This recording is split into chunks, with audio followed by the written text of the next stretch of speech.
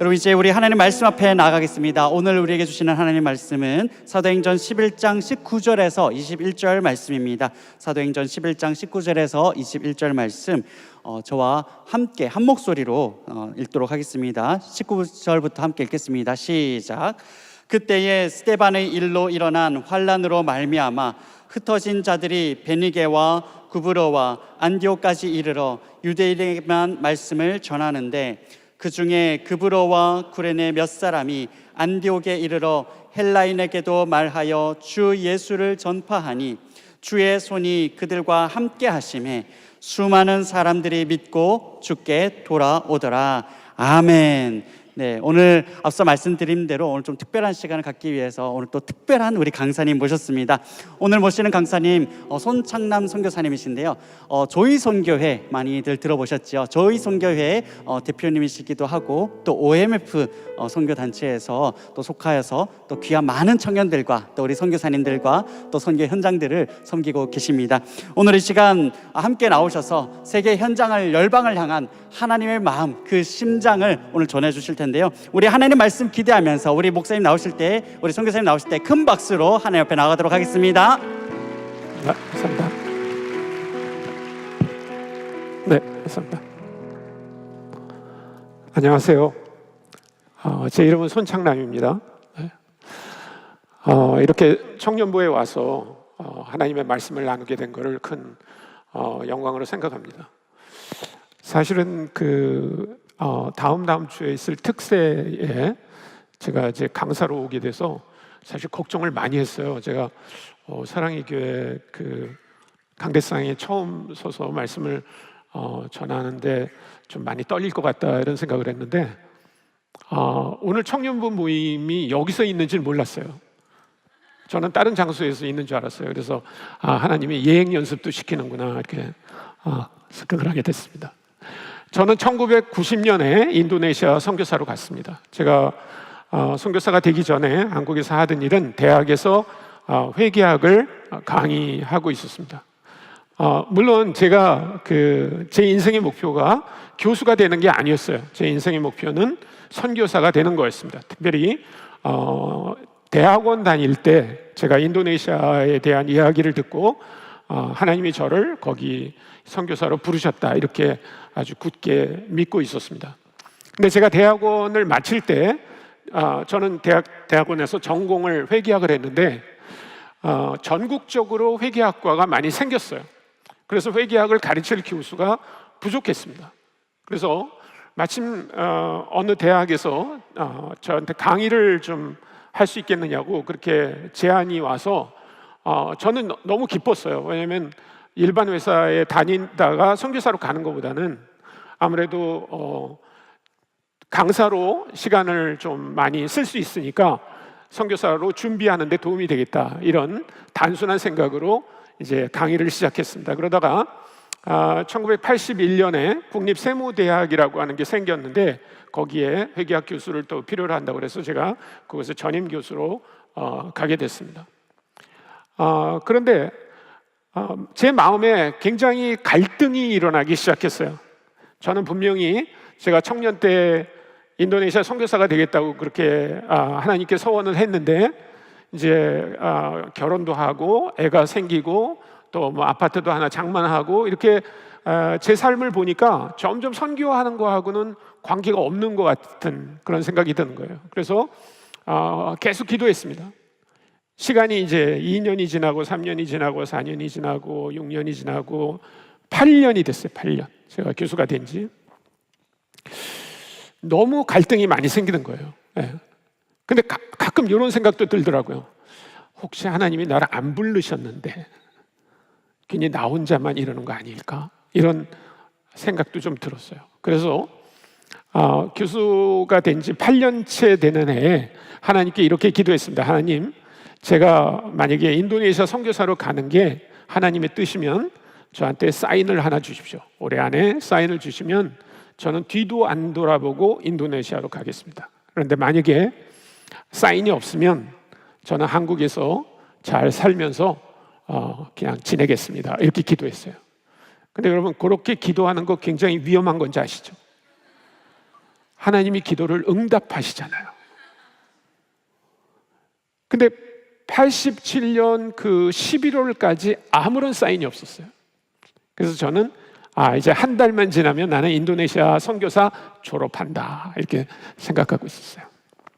그런데 11월 첫째 주에 우리 집에 손님이 한 분 오셨어요.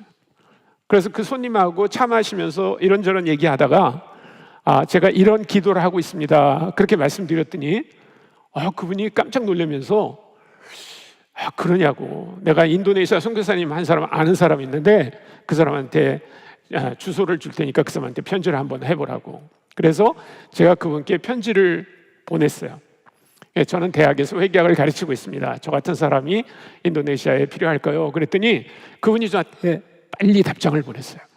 근데 뭐라고 보냈냐면 손영재님, 인도네시아 정부는 선교사 비자를 주지 않습니다. 여기 있는 모든 선교사는 전부 교수 비자를 갖고 있습니다.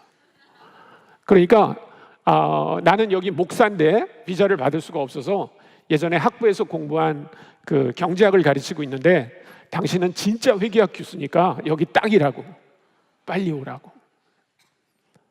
그 편지를 받는 순간 제 머릿속에 딱 떠오른 단어가 있었어요. 빼박.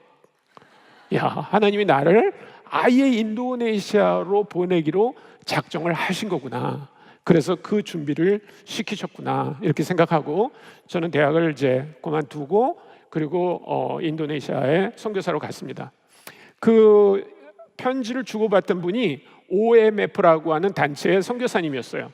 그래서 그 OMF라고 하는 단체를 통해서 저도 인도네시아로 가기로 그렇게 했습니다. 근데 제가 인도네시아에 이제 OMF에 가서 제가 인도네시아 가겠습니다라고 원서를 냈는데 제 이력서에는요 전부 경영학 학사, 경영학 석사, 경영학 박사, 그다음에 회계학 교수 그거밖에 없는 거예요. 그러니까 우리 이사님들이 이런 사람이 어떻게 선교를 하겠냐 그리고 걱정을 많이 했습니다. 그래서 저한테 저 양천구 목동에 가면 해외 선교 훈련원이라는 곳이 있어요. 영어로 GMTC라고 합니다. 글로벌 미셔너리 트레이닝 센터라고 하는 그곳이 있는데 거기서 당신이 선교 훈련도 받고 신학도 공부하고 가라 이렇게 해가지고 저는 거기서 이제 공부를 1년 동안 하고 그리고 인도네시아로 갔습니다. 제가 인도네시아 간 지역은 족자카르타라고 하는 지역입니다. 족자카르타라고 하는 지역이 인구가 한 250만에서 300만 정도 되는 도시인데 거기 대학이 100개가 있어요. 그러니까 진짜 대학만 있는 도시다 이렇게 말해도 과언이 아닙니다. 거기 그 두타와차나라고 하는 대학이 있는데 그 대학이 OMF하고 MOU를 체결했어요. 그래서 저한테 거기 가서 회계학을 가르치라고 그래서 제가 그곳에 갔습니다. 그래서 총장님한테 인사를 했어요. 제가 손창남입니다. 그러니까 저를 굉장히 반가워하시더라고요. 그러면서 뭐라 그러냐면 송 교수님이 영어로 회계학을 가르칠 수 있을 거라고 우리가 알지만 우리 애들이 영어를 잘 못한다고. 그래서 인도네시아 말로 회계학을 가르쳐 달라고. 근데 저는 인도네시아 말을 한마디도 해본 적이 없어요. 그래서 인도네시아어를 1년 동안 배웠습니다. 그리고 그걸로 회계학을 가르쳤어요. 얼마나 어려운지 몰라요. 여러분, 회계학 강의를 한국말로 해도 쉽지 않습니다. 근데 그거를 인도네시아 말로 했어요. 그래서 처음에는요 죽는 것 같았어요. 근데 감사하게도 이제 언어가 좀 잘 되고 제가 가르치는 내용을 학생들이 잘 이해하게 되는데 한 1년 정도 걸렸어요. 1년 정도. 그리고 나서는 짧게 강의를 했습니다. 그런데 제가 거기 간 것은 회계학을 가르치러 간 게 아니에요. 저는 복음을 전하고 싶었어요.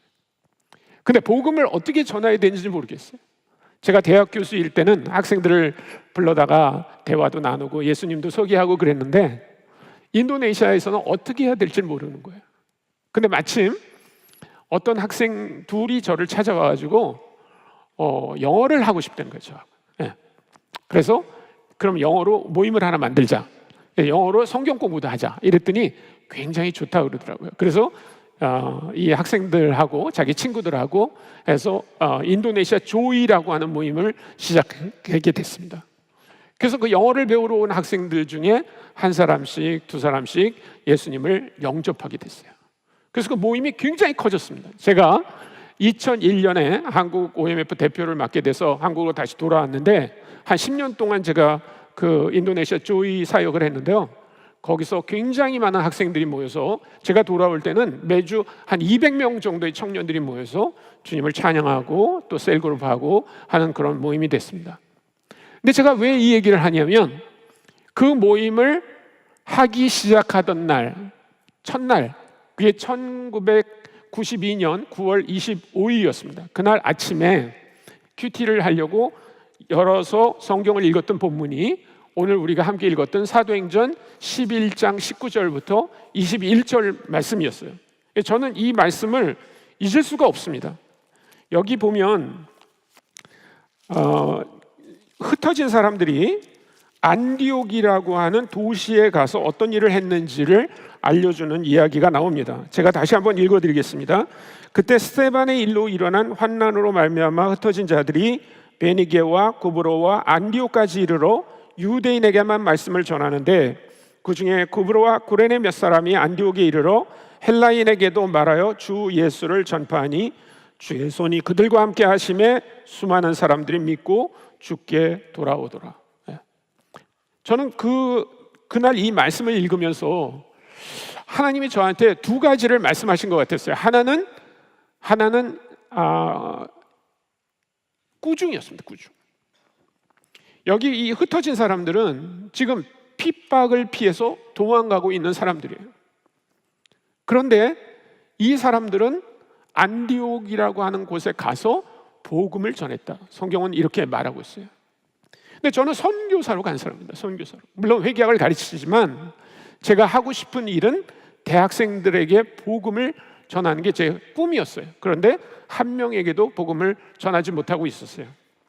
근데 두 번째는 하나님이 주신 약속이었어요. 21절에 보면 주의 손이 그들과 함께 하심에 수많은 사람들이 믿고 주께 돌아오더라 하는 것이었습니다. 그럼 어떤 사람들이길래, 이 흩어진 사람들이 어떤 사람들이길래 이런 일이 벌어질 수 있었을까? 그래서 저는 이 21절 말씀을 하나님의 약속으로 받았습니다. 특별히 그날 읽은 말씀은 우리가 읽은 것 같은 개역개정이 아니었어요. 현대어 성경으로 읽었습니다. 근데 현대어 성경은 21절이 이렇게 시작해요. 저들이 애쓰는 것을 하나님이 높이 보시고, 이렇게 돼 있어요. 그들이 어떤 사람이길래 하나님께서 저들이 애쓰는 것을 높이 보시고 그들을 통해서 수많은 사람들이 주님께 돌아오는 일을 행하셨을까? 궁금해지기 시작했어요. 저는 오늘 여러분들께 제가 찾은 세 가지 특징을 말씀드리고 싶어요. 세 가지 특징. 이 흩어진 사람들의 세 가지. 첫째는 뭐냐면 이 사람들은 굉장히 전염성 있는 그리스도인이었다는 거예요. 여기 19절에 보면 그때 스데반의 일로 일어난 환난으로 말미암아 흩어진 자들이 베니게와 구브로와 안디옥까지 이르러 유대인에게만 말씀을 전하는데 라고 얘기하고 있어요. 이들은 도망가면서 자기 목숨을 보존해야 될 사람들이었어요. 그런데 이 사람들이 안디옥까지 가서 한 건 뭐냐면 복음을 전했다는 겁니다. 20절에 보면 그 중에 구브로와 구레네 몇 사람이 안디옥에 이르러 헬라인에게도 말하여 주 예수를 전했다. 이렇게 말하고 있어요.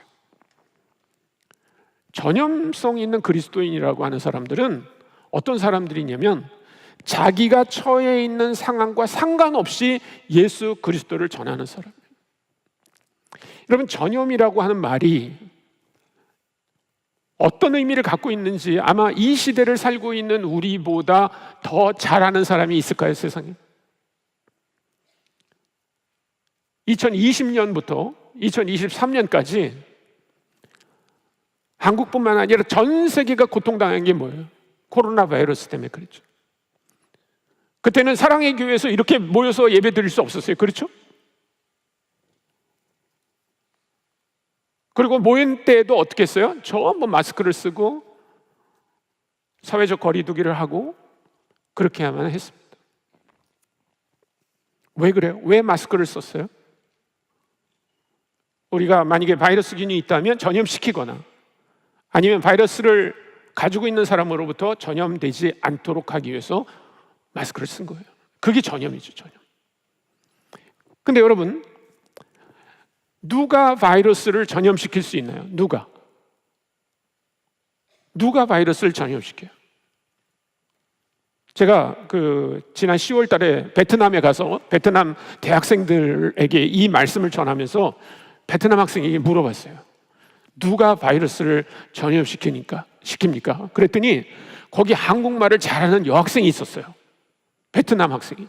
그 여학생이 한국말로 중국 사람이요 그러더라고요. 그래서 제가 깨달았어요. 베트남 사람이 중국 사람을 정말 미워하는구나. 네. 근데 우리는 그럴 위험은 없다고 생각하고요. 누가 코로나 바이러스를 전염시킬 수 있습니까? 누가?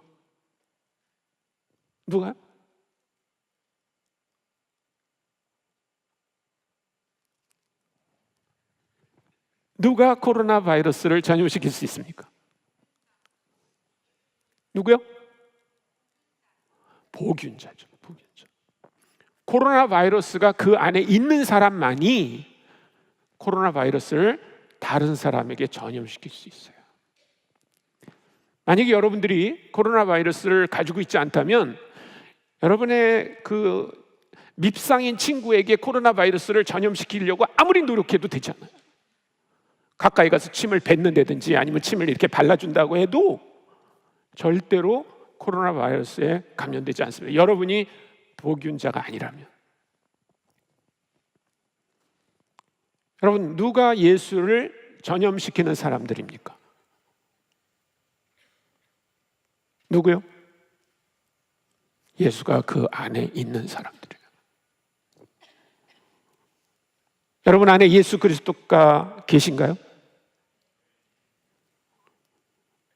그러면 여러분들은 코로나 바이러스를 전염시킬 수 있는 사람들처럼 예수를 전염시킬 수 있는 사람들이에요. 예수님 보균자예요. 여러분, 코로나 바이러스가 더 셀까요? 예수님이 더 셀까요? 예수님이 더 세요. 유치한 질문 같죠? 근데 저는 근거가 있어요. 여러분, 코로나 바이러스가 우리에게 할 수 있는 건 뭐예요? 멀쩡한 사람을 죽이는 거예요. 멀쩡한 사람을 죽이는 거예요. 근데 예수님이 하는 건 뭐예요?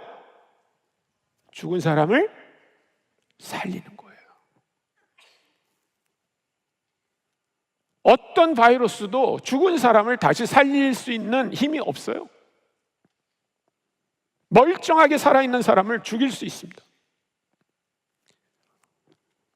그러나 예수님은 죽은 사람을 살리게 하시는 분이에요. 예수님이 훨씬 세요. 예수님이 우리의 가운데 들어오시면 어떤 변화가 일어나요? 우리의 모든 죄가 사함을 받습니다. 예수님이 우리 가운데 들어오시면 어떤 일이 벌어져요? 영원한 생명을 얻어요. 영원히 살 수 있어요. 예수님이 우리 가운데 들어오면 어떤 일이 벌어져요? 부활할 수 있습니다. 부활할 수 있어요.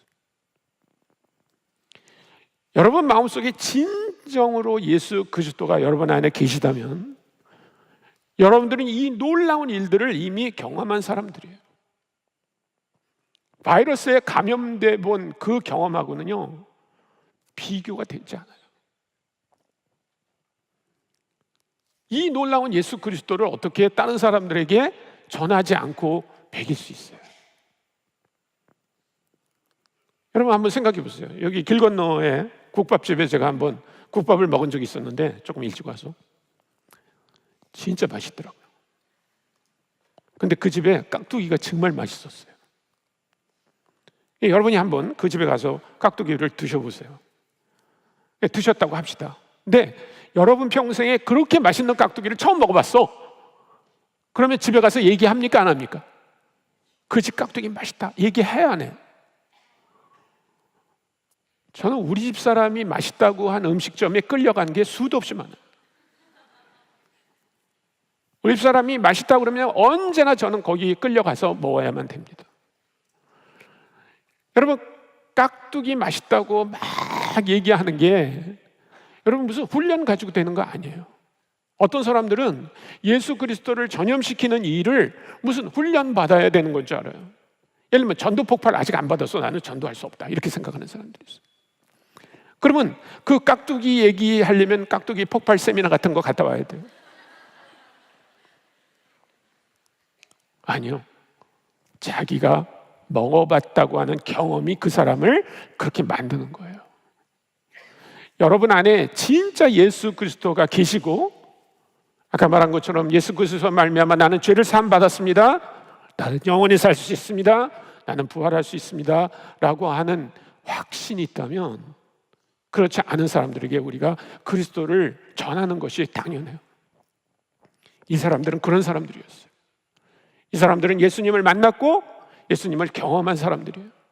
그래서 핍박이 몰려오는 도중에 도망가면서도 계속 복음을 전했다는 것입니다. 오늘 한국에 많은 성도들이 계시지만 전염성을 점점 잃어버리고 있어요. 예수님을 믿는 사람들이 안 믿는 사람들과 섞여 있는데 아무런 변화가 일어나지 않아요. 우리는 다시 이 사람들처럼, 흩어진 사람들처럼 전염성 있는 그리스도인이 되어야 합니다. 두 번째, 19절에 보면 이 사람들이 안디옥에 갔을 때 유대인에게만 말씀을 전했다, 이렇게 돼 있어요. 이해가 되죠? 이 사람들이 누굽니까? 유대인들이었어요. 그러니까 예루살렘에 있던 유대인들이 멀리 안디옥에 가서 자기 동족들에게 복음을 전한 것입니다. 그런데 거기서 끝난 게 아니라 20절에 보면 그 중에 구브로와 구레네 몇 사람이 안디옥에 이르러 헬라인에게도 말하여 주 예수를 전파했다, 이렇게 돼 있어요. 여러분, 이 사람들이 유대인에게만 복음을 전한 게 아니라 헬라인에게도 복음을 전했다는 거예요. 여러분, 이거는 어마어마한 사건입니다. 안디옥 교회에서 예수를 믿은 사람들 이전에 교회들이 있었어요. 예수를 믿은 사람들이 있었어요. 그런데 그 사람들은 전부 다 유대인들이었습니다. 아니면 이방인이라 하더라도 할례를 받고 모세 율법을 지키는 유대교에 개종한 사람들로 이루어진 교회였어요. 근데 여기 헬라인들에게 복음을 전했다고 하는 이 사건은 어마어마한 사건입니다. 여러분, 헬라인과 유대인이 그 당시에 얼마나 사이가 나빴는지 말도 못해요. 아까 베트남 사람하고 중국 사람은 아무것도 아니에요. 근데 그 베트남 사람하고 중국 사람의 그런 감정을 우리도 약간 느낄 수 있는 나라가 있지 않아요? 네? 축구 다 져도 괜찮은데 그 나라한테는 꼭 이겨야 되는 나라, 그런 나라 있죠? 모르시나? 그 나라한테 졌다 그러면 왠지 기분 굉장히 나쁘고, 그 나라한테 이겼다 그러면 딴 데 다 져도 괜찮은 것 같고. 네. 제가 일본이라고 말 안 했어요. 네. 저희 어머니가 살아계실 때, 제가 어릴 때 일본 사람에 대한 얘기를 많이 하셨어요. 우리 어머니가 일본 학교에 다녔어요. 소학교에. 네, 일본 학교에. 그래서 우리 어머니는 구구단을 일본말로밖에 못 외우시더라고요.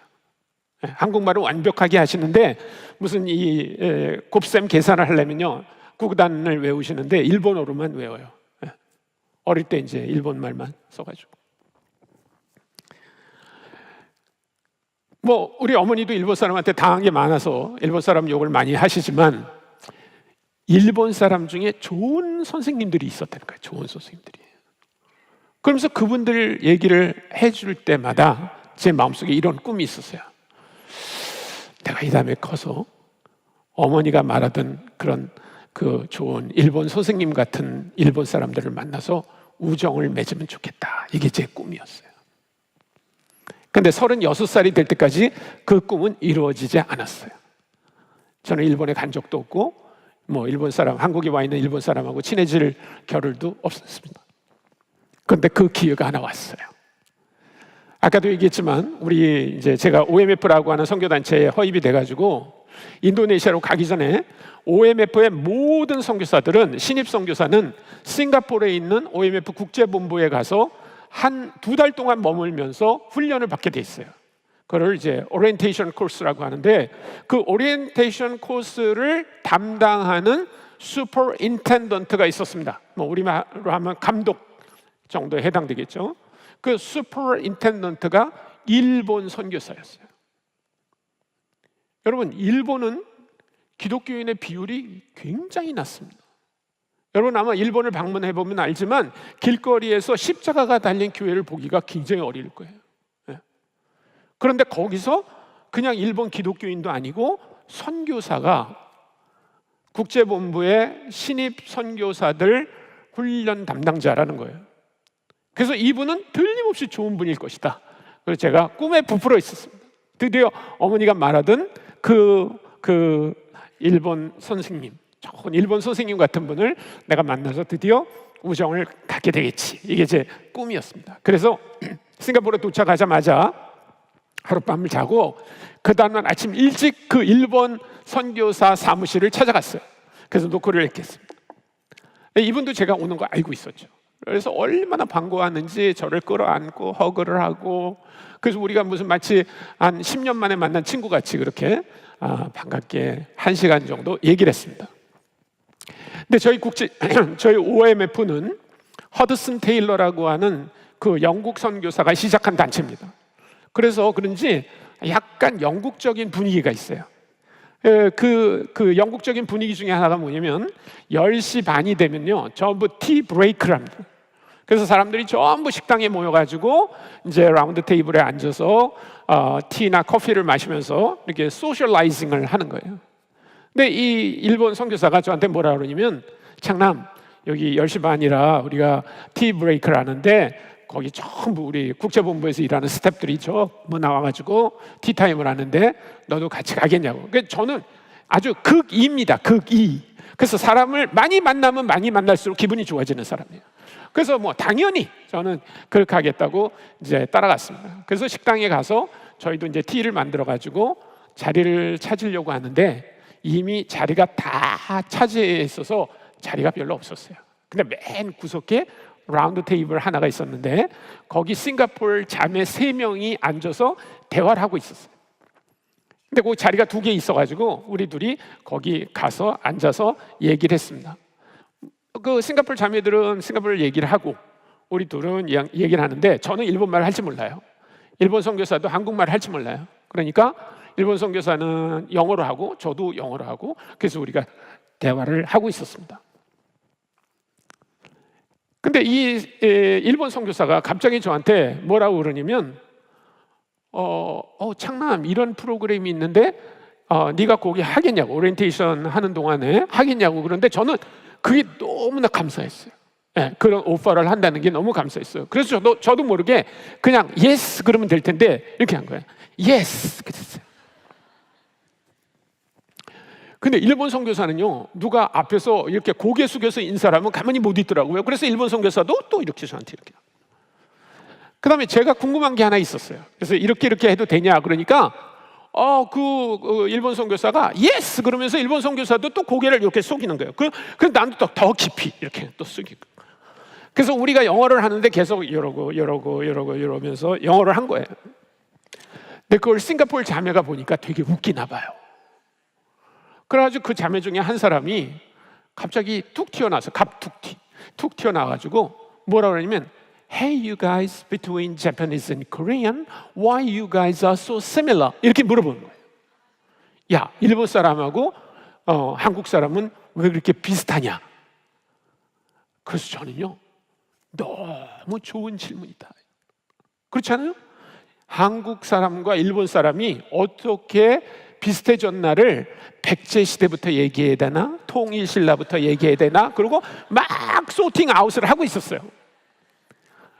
근데 제가 그 생각을 하고 있는 동안에 일본 선교사가 먼저 대답을 했는데 이렇게 대답을 하더라고요. Yes, we are very similar between Japanese and Korean because Korea was occupied by Japan for a long time.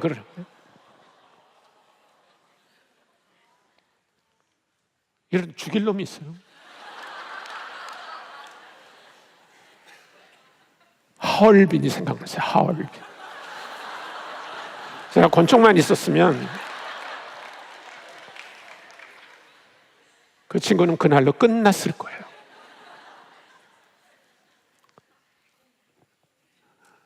근데 여러분, 왜 그렇게 제가 화가 났나요? 일본이 36년 동안 우리를 지배했잖아요.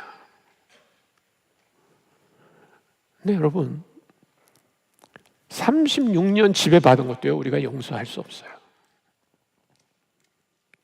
그런데 여러분, 헬라 사람들이 유대인을 몇 년 동안 지배했는지 아세요? 350년 동안 지배했어요.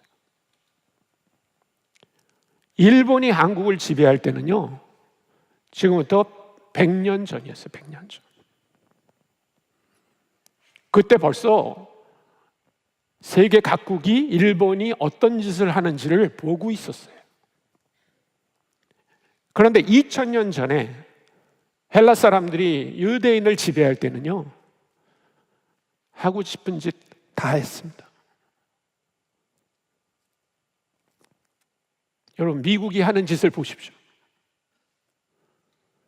21세기에 미국이 힘 있다고 저렇게 하는데, 여러분, 2000년 전에 강대국이었던 헬라가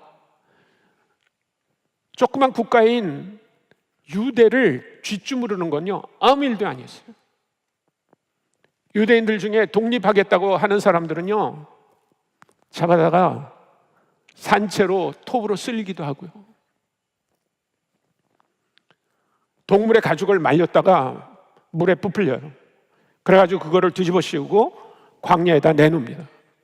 그러면 그 가죽이 수축되면서 그 안에 있는 사람이 죽는 거예요. 때로는 기름을 뒤집어 씌워가지고 불에 태우기도 하고 십자가에 죽이기도 하고. 350년 동안 유대인들은 그렇게 혹독한 지배를 당하고 있었어요. 그런데 이 유대인들이 그 이방인들, 헬라인들에게 가서 당신도 나같이 예수 믿고 죄사함 받고 영생을 누리며 그 부활의 소망을 가지라고 얘기했다는 거예요. 대단하지 않습니까? 그 정도가 아니에요. 20절에 보면 그 중에 구브로와 구레네 몇 사람이 안디옥에 이르러 헬라인에게도 말하여 주 예수를 전파하니. 주라고 말하고 있어요. 주라는 말은 헬라어로 키리오스라고 하는 단어입니다. 키리오스. 이 키리오스라고 하는 단어는 헬라 사람들에게 익숙한 종교적 용어예요. 그래서 이 사람들은 자기들이 믿고 있는 신, 예를 들면 제우스라든지 헤르메스라든지 아폴론이라든지 포세이돈이라든지 이런 신을 부를 때, 그를 부를 때 키리오스라고 부른 거예요. 키리오스 아폴론, 키리오스 제우스, 키리오스 헤르메스, 이렇게 불렀던 거예요. 여러분, 유대인들은 같은 유대인들이나 아니면 유대인들과 종교적으로, 문화적으로, 역사적으로 동일한 배경을 갖고 있었던 사마리아 사람들에게는 그렇게 전하지 않았어요. 여러분들이 성경이 있으면 8장을 한번 보겠습니다. 8장 1절부터 제가 5절까지 한번 읽어드릴 테니까 여러분들이 성경이 있으면 찾아서 보시면 좋겠고요. 그렇지 않으면 제가 들려드리는 말씀을 들으시면 좋겠습니다. 사울은 그가 죽임당함을 마땅히다. 그가 누구냐면 스데반입니다. 사울은 스데반이 죽임당함을 마땅히 여기더라. 그날에 스데반이 죽던 날에 예루살렘에 있는 교회에 큰 박해가 있어 사도회는 다 유대와 사마리아 모든 땅으로 흩어지니라. 그 다음에 4절 5절입니다. 그 흩어진 사람들이 두루 다니며 복음의 말씀을 전할세 빌립이 사마리아 성에 내려가 그리스도를 백성에게 전파하니. 누구를 전했다고요? 그리스도를 전했다는 거예요. 예. 이 그리스도라고 하는 용어와 퀴리오스라고 하는 용어는 완전히 다른 용어입니다. 퀴리오스라고 하는 용어는 히브리어나 아람어로 말하면 메시아가 됩니다. 메시아. 그건 무슨 뜻이에요? 기름 부음을 받았다는 뜻이에요. 하나님께서 기름 부음을 받은 사람을 크리스토스라고 말했고 히브리어로는 메시아라고 말했던 거예요. 자, 9장 22절도 가보겠습니다. 9장 22절. 거기 보면 사울은 힘을 더어도 예수를 그리스도라 증언하여 다메섹에 사는 유대인들을 당혹하게 하니라. 네. 사도 바울이 유대인들의 회당에 가서 예수님을 누구라고 소개하고 있습니까?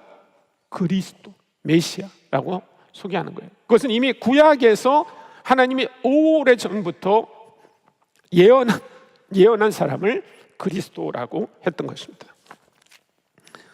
다시 11장으로 넘어갑니다.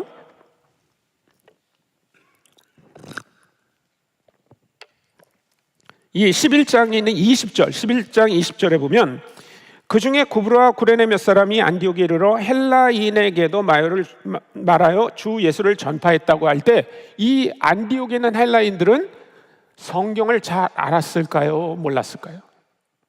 잘 몰랐을 거예요. 그러니까 성경에 나오는 용어로 설명한 게 아니라 이 사람들이 알고 있는 그 용어를 차용해서 예수 그리스도가 누군가를 소개하고 있는 것입니다.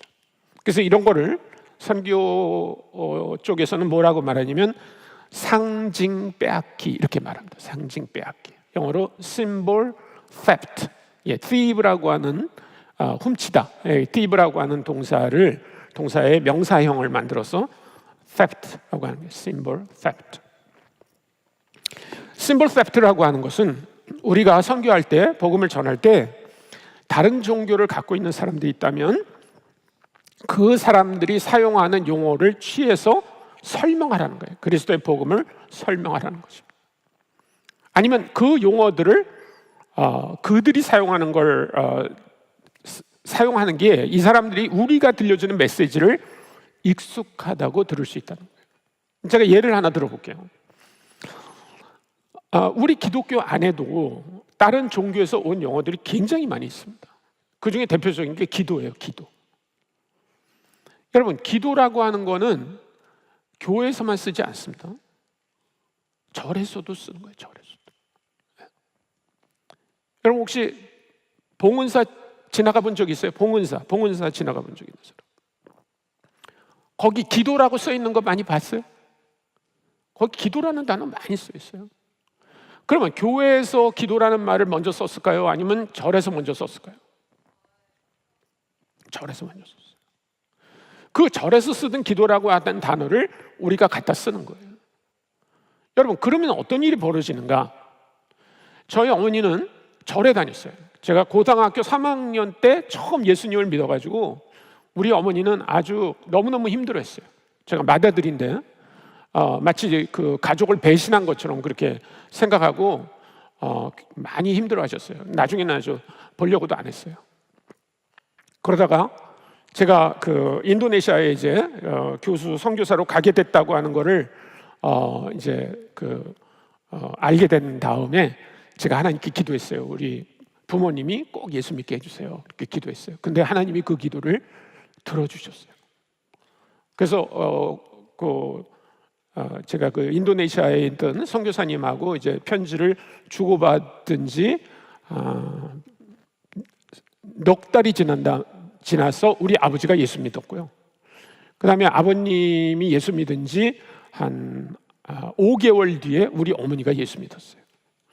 근데 우리 아버지는 절보다는 술을 좋아하셨고 우리 어머니는 아주 절에 열심히 다니던. 그래서 저희 집이 동작구 상도동이었는데 그 동작구 상도동에 그 극락정사라는 절이 있습니다. 거기에 우리 어머니가 열심히 다녀가지고 그 극락정사에 있는 스님들이 우리 어머니를 보살이라고 불렀어요. 보살, 고보살.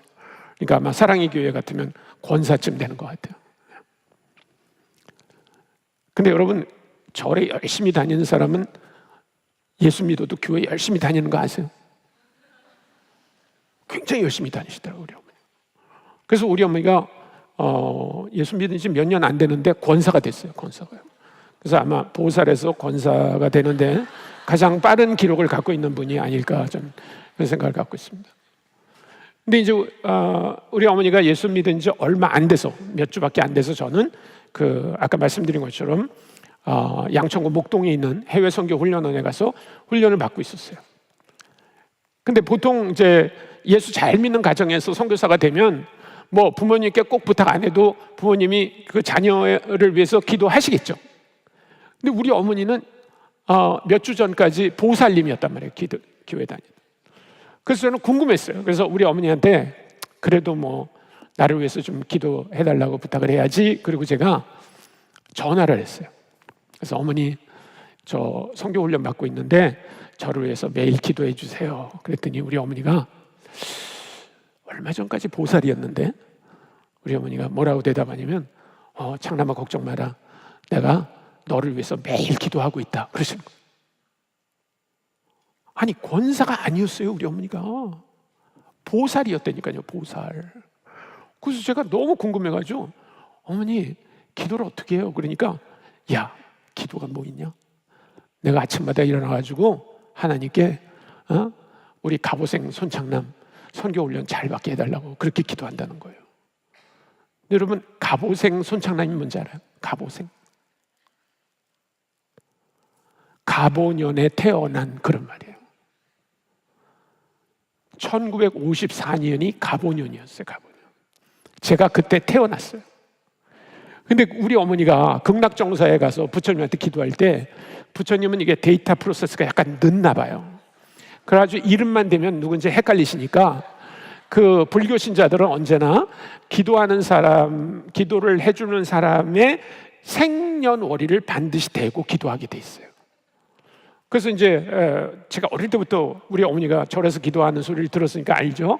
우리 어머니가 이제 그 대자대비한 부처님 앞에서 기도할 때 뭐라 그러냐면 우리 갑오생 손창남 공부 잘하고 건강하게 해주세요 이렇게 기도해요. 제 2살 아래 동생이 있어요. 걔는 대박이에요. 대박. 걔는 병신년에 태어났어요. 그래서 이제 저를 위해서 기도한다면 우리 병신생 손창세 이렇게 이제 기도해 줄줄이 연도를 대고 기도를 하는 거예요.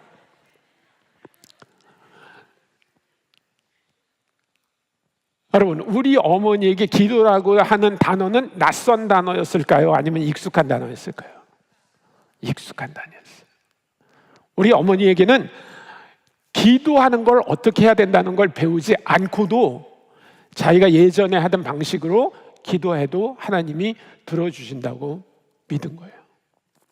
여러분 우리 어머니가 제 생년월일을 대고 기도한 걸 하나님이 들어주셨을까요? 안 들어주셨을까요?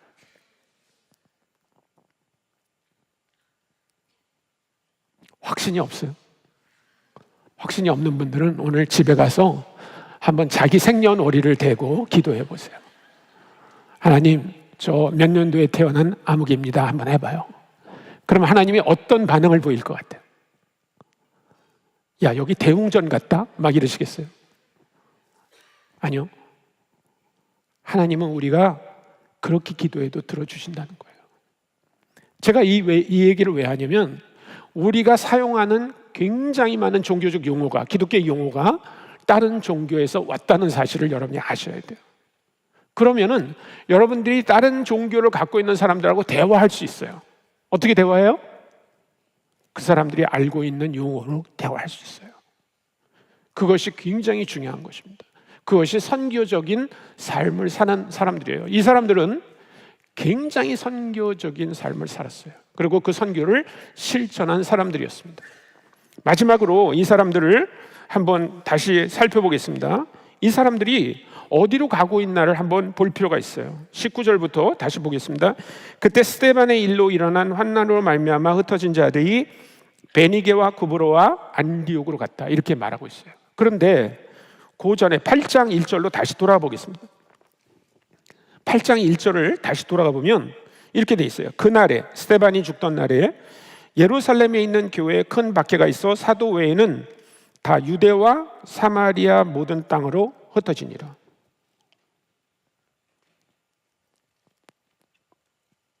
잘 보세요.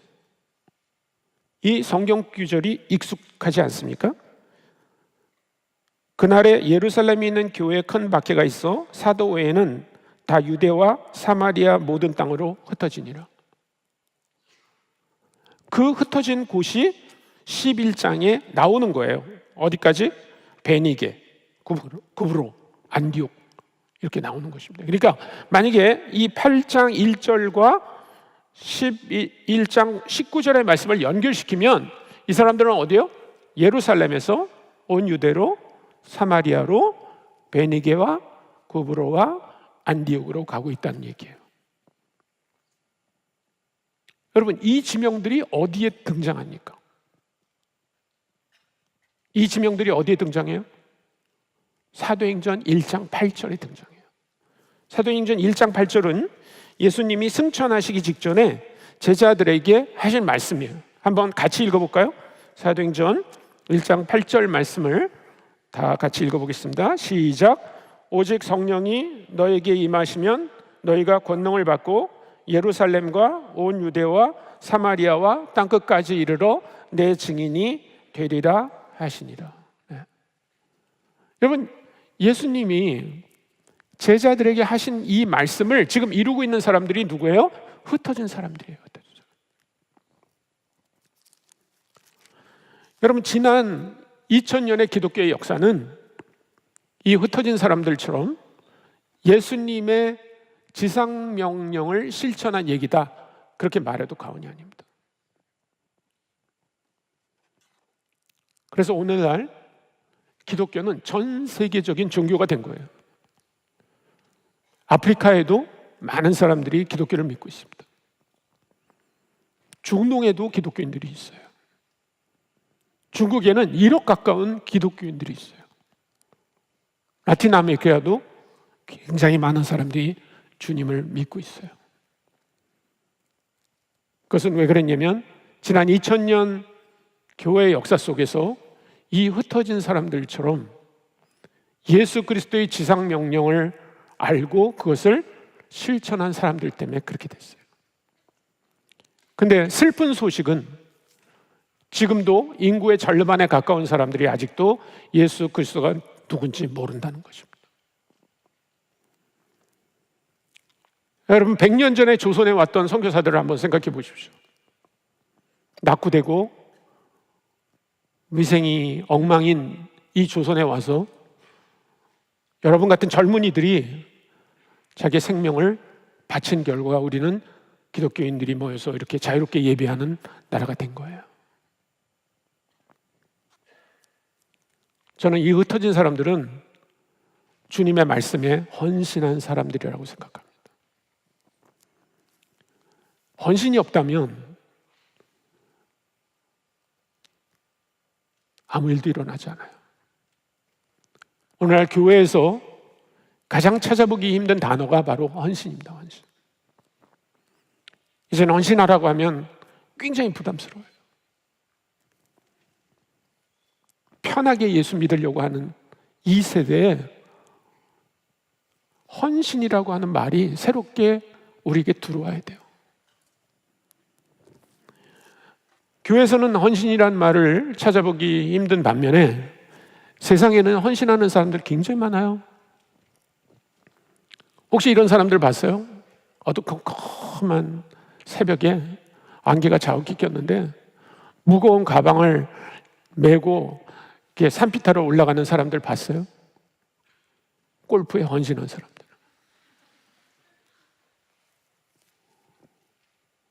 아무도 오지 않는 망망 바다에 한 곳만 계속 떨어지게 쳐다보면서 한나절 보내는 사람, 낚시에 헌신한 사람들. 이런 사람들을 보고 우리는 좋은 취미를 가졌군요, 이렇게 말해요. 그런데 우리가 만약에 여기 흩어진 사람들처럼 그리스도께 헌신하면 많은 사람들이 우리를 뭐라고 부르냐면 광신자라고 불러요. 광신자. 오늘날 이런 사람들이 필요합니다. 한국교회가 점점 쇠퇴하네, 어쩌네 하는 얘기를 하지만 그 원인은 어디 있냐면 우리가 헌신하지 않기 때문에 그래요. 저는 오늘 헌신에 대한 얘기 하나만 여러분에게 마지막으로 하고 오늘 설교를 마칠까 합니다. 교회 바깥에 헌신한 사람들 많이 있다고 그랬죠. 그 중에 한 사람의 얘기를 하고 마무리를 하겠습니다. 제가 한국으로 한국 OMF 대표를 맡게 돼서 한국으로 돌아왔는데 아마 2002년쯤인 것 같아요. 제가 교회 갔다 와서 오후에 TV를 이제 봤는데 KBS에서 일요 스페셜이라고 하는 프로를 하더라고요. 일요 스페셜. 근데 그 의료 스페셜에 나온 사람이 그 충북대학에 있는 배석철 교수라는 사람이에요. 근데 그 사람이 그 충북대학에서 뭘 하느냐면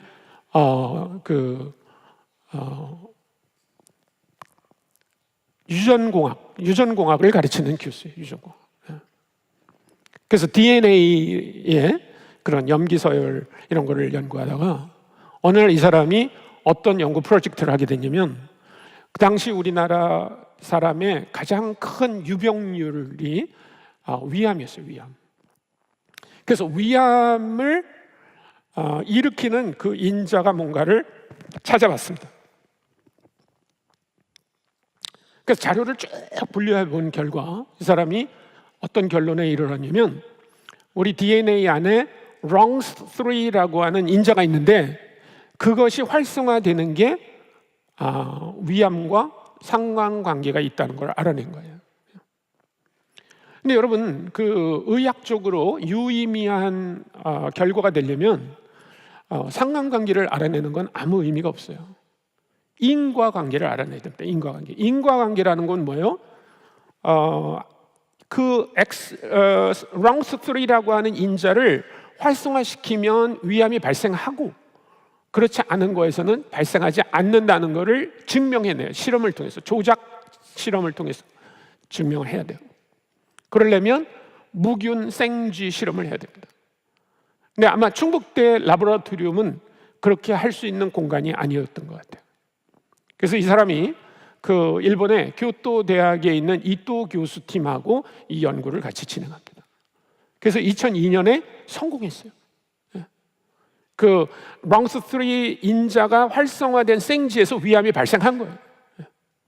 그래서 그거를 셀이라고 하는 CEL, 셀지라고 하는 아주 유명한 그 잡지에 이 두 사람이 발표를 합니다. 그래서 일약 유명한 사람이 됐어요. 그러자 그 싱가포르 내셔널 유니버시티가 이 두 교수를 리서치 패컬티로 초청을 했습니다. 그래서 교토 대학의 이토 교수팀은 다 짐을 꾸려가지고 싱가포르 내셔널 유니버시티로 갔어요. 근데 충북대학의 배석철 교수팀은 안 가기로 했습니다. 그래서 리포터가 가서 물어봅니다. 아니 싱가포르 내셔널 유니버시티가 굉장히 좋은 조건으로 당신을 영입하려고 했을 텐데 왜 안 갑니까? 그러니까 이분이 뭐라고 대답하냐면 제가 안 간 이유는 단 하나입니다. 그것은 유전공학의 메카가 싱가포르이 아니라 한국이 되어야 된다고 생각합니다. 대단하죠? 저는 그게 헌신이라고 생각해요. 내가 하는 일이 너무나 의미 있기 때문에 다른 데서 어떤 좋은 조건을 제시해도 아니요, 나 이거 하겠습니다 라고 하는 게 헌신이에요. 이분은 그걸로 만족하지 않았어요. 넥스트 프로젝트를 시작했는데 넥스트 프로젝트는 뭐냐면 그 활성화, 비활성화 시키는 약품을 이제 알아냈잖아요. 그렇기 때문에 이것을 사람이 먹을 수 있는 시약으로 바꾸는 거예요. 그러면 그게 뭐가 돼요? 위암 항암제가 되는 거죠. 근데 여러분이 아시는 것처럼 유전공학에 속하는 그 실험은요, 어마어마한 돈이 들어갑니다. 몇 억이 아니에요. 몇십억이 아니에요. 몇백억, 몇천억. 여러분, 이번에 그 코로나 바이러스 백신 만들어냈는데 돈이 얼마가 들어간지 아시죠? 네. 몇 조 단위로 들어가요. 그래서 한국 정부에다가 프로포저를 냈어요. 리젝트 되고 또 내고 리젝트 되고 또 내고 리젝트 되고 또 내고 7번 리젝트 됐대요. 7번. 대한민국도 대단한 나라예요. 근데 이 사람이 실망하지 않고 충북대 안에 라보라토리움을 만들어 놓은 거예요. 그리고 실험을 진행하고 있었어요. 그래서 리포터가 물어봅니다. 이 라보라토리움 만드는데 돈이 많이 들었을 텐데 누가 출연을 했습니까? 이렇게 물어봐요. 그랬더니 이 사람이 대답을 안 하더라. 그러니까 리포터가 계속 집요하게 물어보니까 뭐라고 대답을 하냐면 아버님이 얼마 전에 돌아가시면서 재산을 좀 남겨주셨는데 그거를 몽땅 팔아서 여기 다 넣었습니다. 근데 그래도 부족합니다. 그럼 말을 하는데요, 이 카메라가 이렇게 앞에 있는데 절로 가더라고요. 난 왜 가는지 몰랐어. 저희가 아주 막 우는 거예요. 소름이 복받쳐가지고 우는 거예요. 여러분, 헌신은 뭐냐면 내가 하는 일이 너무나 의미 있기 때문에 내가 가진 걸 다 집어넣어도 아깝지 않아요. 그게 헌신이에요. 이 사람은 그거로 만족하지 않았어요. 이또 교수팀은 다 싱가포르 내셔널 유니버시티를 갔잖아요. 그래서 그 하버드 대학하고 예일 대학이 있는 한국의 유전공학 박사들한테 편지를 냈어요. 내가 이 일을 하는데 이 위암 항암제 만드는 프로젝트를 같이 하자. 아무런 반응이 없었어요. 이 사람이 직접 비행기를 타고 미국에 가서 하버드와 예일대를 찾아갔어요. 그래서 하버드에서 그 일하던 유전공학 박사 닥터 리라고 하는 사람이 드디어 충북대학으로 갔어요. 그래서 리포터가 물어봅니다. 여러분, 하버드 대학에서 충북대학으로 가는 게 정상일까요? 충북대에서 하버드 대학으로 가는 게 정상일까요? 충북대학 다니는 분은 나중에 저를 만나주세요. 네. 제가 대학을 폄하하는 게 아닙니다. 네. 모든 대학이 다 랭킹이 나오는 거 아시죠? 세계적인 랭킹이. 네. 그래서 좀 의아한 거예요, 이 리포터도. 그래서 물어봤습니다. 처음에 하버드 대학 그 라보라토리움하고 여기하고 비교해보면 어떻습니까? 그분이 나는 배석철 교수가 셀지에 어마어마한 발표를 해서 충북대학 라보라토리움이 좋은 줄 알았습니다. 그러면 언젠가 하버드로 다시 돌아갈 겁니까? 그러니까 아니요. 저는 우리 배 박사님의 연구 열정에 탐복했습니다. 그래서 저는 여기서 끝까지 남아서 연구를 할 겁니다. 그게 헌신이에요. 그게. 내가 하는 일이 너무나 의미 있기 때문에 다른 사람들한테 이거 하자 이렇게 말할 수 있는 게 헌신이에요. 제가 영상을 본 지 23년이 지났습니다. 아직도 저는 배석철 교수가 항암제를 만들었다고 하는 소식을 듣지 못했어요. 근데 연구는 진행되는 것 같아요. 근데 이런 가정을 해보자고요. 만약 오늘 여러분들이 예배가 끝나고 다 집으로 갔는데 갑자기 아주 모든 방송에서, 국내 방송에서 브레이킹 뉴스가 나오는 거예요.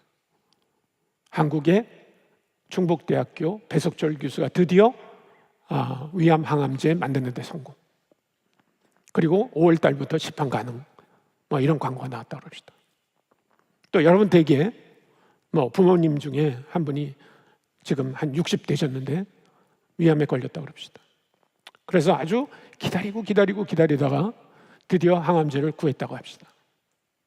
그리고 먹으니까 진짜의 효과가 나타나는 거예요. 어제 일주일부터 암세포가 줄어들더니 한 달 뒤에는 암세포가 사라져버렸어요. 그러면 그 위암을 앓던 분이 위암 암세포가 다 없어지면 얼마나 더 살 수 있습니까? 만약에 80이나 90 되시면 자연적으로 돌아가시는 거예요. 그러나 만약에 우리가 전하는 복음, 여기 흩어진 사람들처럼 우리가 전하는 예수 그리스도를 믿은 사람들은 얼마 더 오래 살아요? 영원히 살 수 있어요. 영원히. 여러분, 위암 항암제를 만드는데도 그렇게 헌신할 만한 가치가 있다면 우리가 전한 예수 그리스도를 마음에 받아들이면 영원히 사는 그 일에 여러분의 시간과 돈과 열정을 들이십시오. 그것은 실패하지 않는 투자예요. 영원한 투자입니다. 오늘 나는 사랑의 교회 모든 청년부가 여기 안디옥에 있는 흩어진 사람들처럼 그렇게 살았으면 좋겠어요. 그러면 하나님께서 여러분이 애쓰는 것을 높이 보실 겁니다. 그리고 여러분을 통해 많은 열매를 이루어 가시리라고 믿습니다. 기도하겠습니다. 하나님 아버지 감사합니다. 오늘 사도행전 11장에 나오는 이 흩어진 사람들처럼 아버지 하나님, 부족한 종이 구하오니 우리 사랑의 교회 모든 청년들이 아버지 하나님 이들처럼 전염성 있는 그리스도인, 또 선교적 삶을 실천하는 그리스도인, 그리고 헌신된 그리스도인으로 살게 하여 주옵소서. 감사드리며 예수 그리스도의 이름으로 기도했습니다. 아멘.